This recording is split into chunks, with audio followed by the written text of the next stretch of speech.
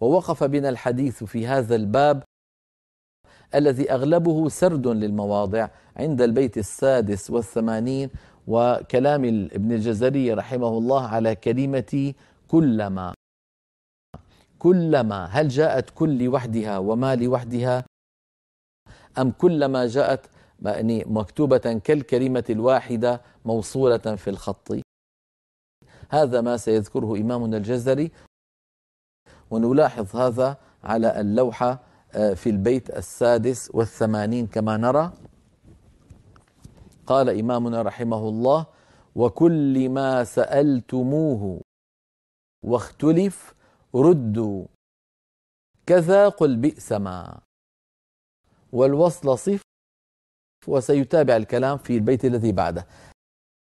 الشاهد قوله هنا وكل ما سألتموه، أي كتبت كل، قوله تعالى في سورة إبراهيم الآية 34: وآتاكم من كل ما سألتموه، كتبت مفصولة، يعني كل لوحدها وما لوحدها، ولم ترسم موصولة.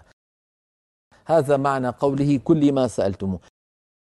كيف عرفنا أنها مقطوعة؟ عرفنا أنها مقطوعة من عطفها على بيت سابق أوله: اقطعوا مما بروم والنساء خلف المنافقين أمن أسس فصلت النساء وذبح حيثما وألم المفتوح كسر إنما لنعام والمفتوح يدعون مع وخلف الأنفال ونحل وقع وكل ما سألتموه.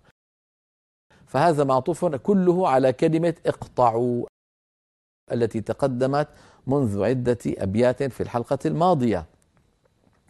إذن كل ما سألتموه في سورة إبراهيم مقطوعة، ثم انتقل رحمه الله إلى موضع جديد نرى ذلك على اللوحة، وهو قوله واختلف ردوا. واختلف ردوا، هذه يبين إمامنا الجزري أن كلمة كلما ردوا إلى الفتنة أركسوا فيها، اختلفت فيها المصاحف العثمانية، ففي بعضها مقطوع وفي بعضها موصول، والعمل على قطعها كما نرى أمامنا على الشاشة. واختلف ردوا النساء 91 كلما ردوا إلى الفتنة العمل على قطعه.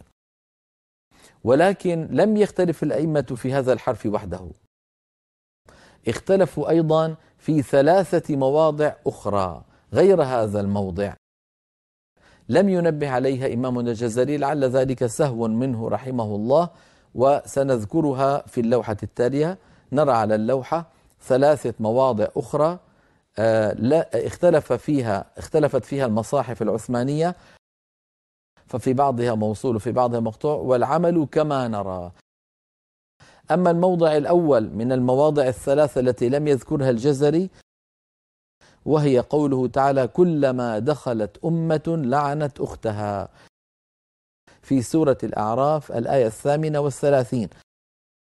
وكما ترون أمامكم أيها الإخوة على الشاشة، فكلما هذه موصولة، العمل على وصلها.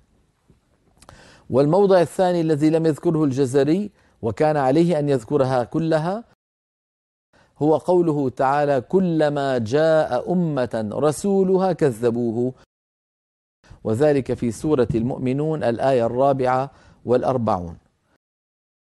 أيضا العمل على قطع هذا الموضع، العمل على قطعه، بخلاف الذي قبله كان العمل على وصله. الموضع الثالث والأخير من المواضع التي لم يتعرض لها إمامنا الجزري هو ما نراه على اللوحة، وهو قوله تعالى كلما ألقي فيها فوج في سورة الملك الآية 8، والعمل على ما هو مثبت، يعني على وصل موضع الملك وقطع موضع المؤمنون ووصل موضع الأعراف وقطع موضع ردوا كلما ردوا إلى الفتنة في النساء. إذن هنا كان على الجزري أن ينبه على هذه المواضع، فاتته سهوا، وقد ألحقتها لكم حتى تعرفوها أنتم. من أين أتينا بها؟ أتينا بها من علم رسم المصاحف، من علم رسم من كتب علم رسم المصاحف